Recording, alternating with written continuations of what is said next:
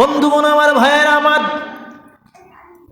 বলেই তো ফেলেছে, আমি যদি জান্নাতি হই তুমি তালাক না, আর যদি জাহান্নামী হই তুমি তালাক। এটা কেমন তরিকতা? সমস্ত আলেম ওলামারা এক জায়গায় বসে ফায়সালা দিতে পারলেন না। দুনিয়ায় মানুষ জীবিত থাকা অবস্থায় কেমন করে বলতে পারে এ জান্নাতি না জাহান্নামী? কেউ ফায়সালা দিতে পারে না। ইমাম শাফি রহমাতুল্লাহ আলাইহি জায়গায় উপস্থিত হয়ে এবার ইমাম শাফি রহমাতুল্লাহ আলাইহি কি ফায়সালা দিতেছেন এইবার শুনে যান।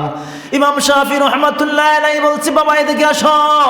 ডাকা হইল, তোমার জিন্দেগিতে এমন কোনো কথা মনে পড়ে কিনা যেটা দিয়া তুমি আল্লাহর কাছে আশা করতে পারো যে জান্নাত পাবো? বলছে, না হুজুর, এরকম কোনো নেক আমল আমার জিন্দিগিতে নাই, আমি খুঁজে পাই না। তবে আমার জিন্দিগিতে একটা আল্লাহর ভয়ে একটা কাজ থেকে আমি ফিরে এসেছি। ওই ব্যক্তি বলছে, ইমাম সাহেব, আমার জিন্দিগিতে ছোট একটা কাজ দেখেন তো, এটার থেকে কিছু পাওয়া যায় কিনা। কি করেছ?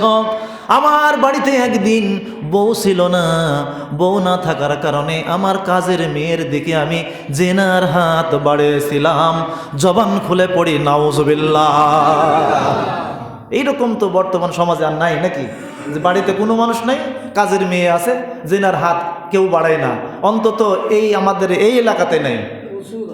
হ্যাঁ বন্ধুগণ আমার, ভাইয়েরা আমার, ইমাম শাফি রহমাতুল্লাহ আলাইহির জবাবে ব্যক্তি বলছে, হুজুর, আমার বাড়িতে কেউ ছিল না, বাড়ির কাজের মেয়ে ছিল, আমি তার দিকে জেনার হাত বাড়িয়েছিলাম।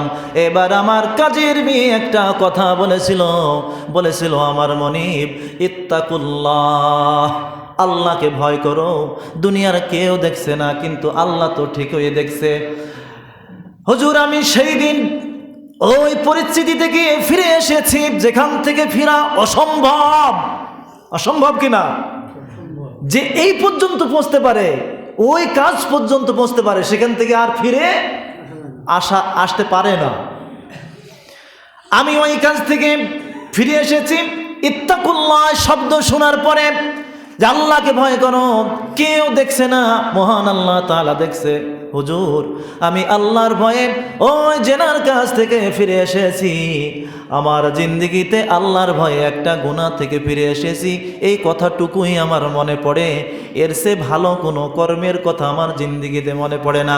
ইমাম শাফি রহমাতুল্লাহি আলাইহি ফতোয়া দিয়ে দিলেন, নিঃসন্দেহে তোমার বউ তালাক হয় নাই, তুমি একজন জান্নাতি মানুষ। জান্নাতি মানুষ ঘোষণা দিয়ে দিল। সমস্ত আলেমরা ঘিরে ধরলেন, হুজুর, কেমন করে আপনি ফতোয়া দিতে পারেন? দলিল দিয়ে যান। দলিলের ভিত্তিতে আপনাকে বলতে হবে মানুষ কেমন করে জান্নাতি হতে পারে। এবার ইমাম শাফি রহমাতুল্লাহ আলাইহি বললেন, তোমরা কি শোনো নাই? তোমরা কি পড়ো নাই? মহান আল্লাহ তাআলা বলেছেন, ওয়া আম্মা মান খাফা মাকামা রাব্বিহি ওয়া নাহান নাফসা আনিল হাওয়া ইন হুয়া ইল্লা ওয়াহয়ুহা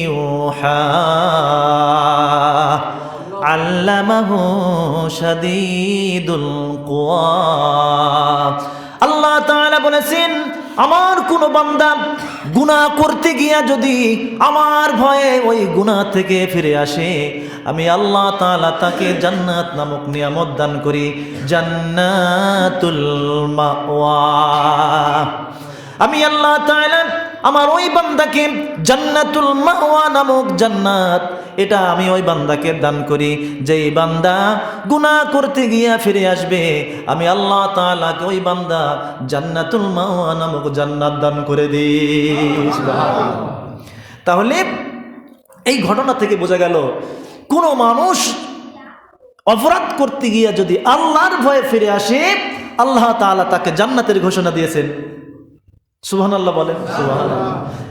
অন্তত এতটুকু তো আমরা জানলাম যে অপরাধ করতে গিয়া ফিরে আসলে ওই ব্যক্তিকে আল্লাহ পছন্দ করে। তার শানে আল্লাহ তাআলা বলেছেন, ফাইনাল জান্নাতা হিয়াল মাওয়া, আল্লাহ তাআলা তার শানে ঘোষণা দিয়েছেন ওই বান্দার জন্য জান্নাতুল মাওয়া নামক জান্নাত আল্লাহ তাআলা দান করে।